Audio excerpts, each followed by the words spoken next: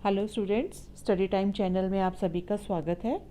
बेटा, आज हम क्लास 10 के चैप्टर 6 जैव प्रक्रम में से मानव में उत्सर्जन तंत्र का अध्ययन करेंगे।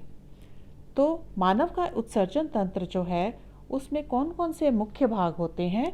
इसमें सबसे पहले दो वृक्क होते हैं, एक बायां वृक्क और इस तरफ होता है दायां वृक्क। दो इसमें होती हैं मूत्रवाहिनी, एक ये मूत्रवाहिनी आ रही है और एक ये मूत्रवाहिनी आ रही हैं और ये आके कहाँ मिल रही हैं, मूत्राशय में मिलती हैं आके, और फिर उसके बाद आता है मूत्र मार्ग। ठीक है, तो जब हमारी जो ये किडनीज जो है यानी कि वृक्क जो है इनमें मूत्र बनता है तो क्या होता है, वो मूत्र इन मूत्रवाहिनियों की सहायता से यहाँ पे आके मूत्राशय में इकट्ठा होता रहता है। ठीक है, जब ये मूत्राशय भर जाता है तो हमें प्रेशर फील होता है, तो हम अपने शरीर से मूत्र को मूत्र मार्ग से बाहर निकाल देते हैं। ठीक है, तो ये तो इसकी सारी प्रोसेस होगी कि ये किस तरह से मूत्र आता है और वो किस तरह से हमारे शरीर में से जो है वो बाहर निकल जाता है। अब यहाँ पे हम देखेंगे कि ये जो दो वृक्क हैं, एक वृक्क जो है वो थोड़ा सा ऊपर की ओर है और दूसरा वृक्क जो है वो थोड़ा सा नीचे की ओर है। ऐसा इसलिए होता है क्योंकि यहाँ पे जो है इधर हमारा यकृत होता है, यकृत के कारण जो है ये इस वृक्क की जो पोजीशन है वो क्या होती है, थोड़ी सी नीचे की ओर हो जाती है। और अब बाकी के इसमें भाग देखें, ये है वृक्क की बाईं धमनी। वृक्क की बाईं धमनी जो है ये वाली, इसमें क्या होता है, गंदा खून आता है, वृक्क में जाता है, वृक्क से साफ होके वो जो है कहाँ से बाहर चला जाता है, ये महाशिरा से बाहर जो है वो वापस हृदय की ओर चला जाता है।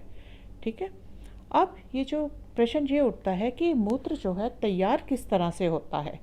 ठीक है, मूत्र जो है आप देखते हैं जितने भी हमारे शरीर के वर्ज्य पदार्थ हैं वो हमारे शरीर से बाहर निकालना आवश्यक होता है।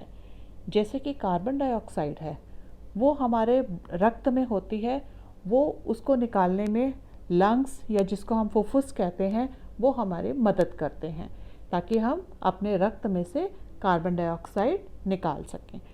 इसी तरह जो नाइट्रोजनी वर्ज्य पदार्थ होते हैं, मतलब जो नाइट्रोजन वाले वेस्ट पदार्थ होते हैं जैसे कि यूरिया या यूरिक अम्ल, वो जो है वृक्क जो है उनको रुधिर से अलग करता है उन पदार्थों को।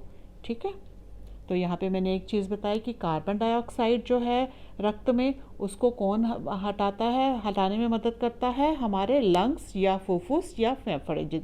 ठीक है, और जो हमारे नाइट्रोजनी वर्ज्य पदार्थ हैं वो कहाँ निकलते हैं, किडनी जो है उनको निकालने का काम करती है।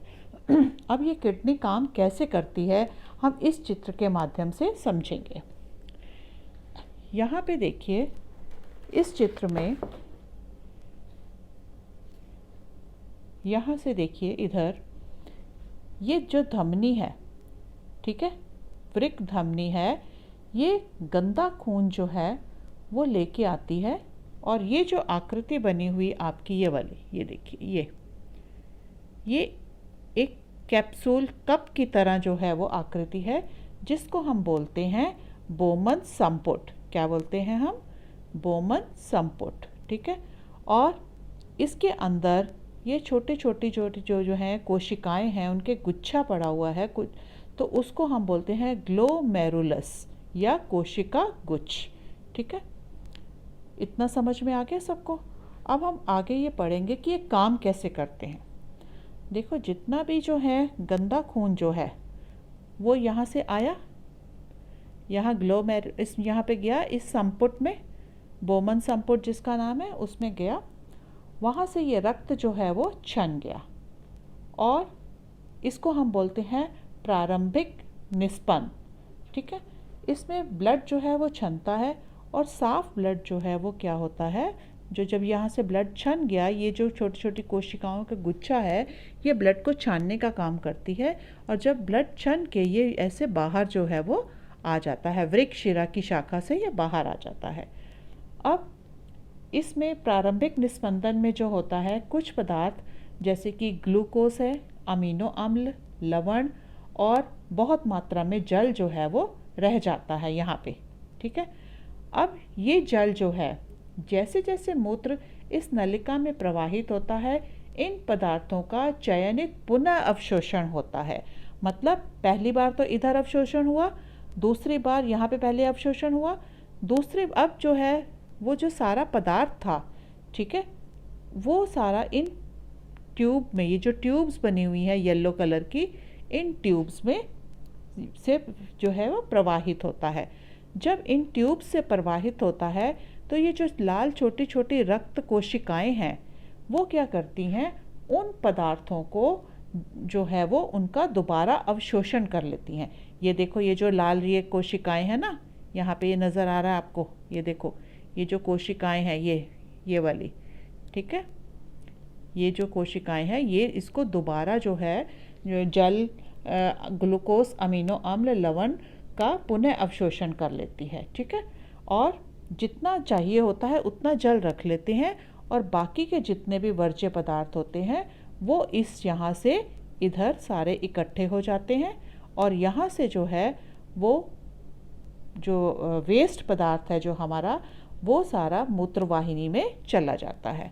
तो इस प्रकार जो है ये हमारी प्रक्रिया जो है वो संपन्न होती है और यहाँ से ब्लड जो मूत्र जो जाता है मूत्रवाहिनी में, वो जाके मूत्राशय में इकट्ठा होता है और जब उसको हमारे उसके मूत्राशय पे दाब पड़ता है तो हम उसको अपने शरीर से बाहर निकाल देते हैं और इस तरह से जो है हम मूत्र की निकासी कर लेते हैं और वो हम ये पेशियाँ जो है वो हमारे कंट्रोल में होती हैं क्योंकि हम इसको रोक सकते हैं। ठीक है, तो ये पेशी जो मूत्राशय जो होता है वो पेशीय होता है, अतः यह तंत्रिका नियंत्रण में है। ठीक है बेटा, तो इसके साथ ही हमारा मानव उत्सर्जन तंत्र जो है वो समाप्त होता है।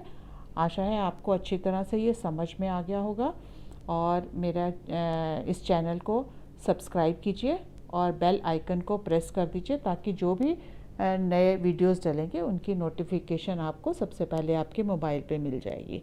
अगर ये लेसन आपको अच्छा लगा है तो लाइक एंड कमेंट ज़रूर कीजिए। थैंक यू बेटा।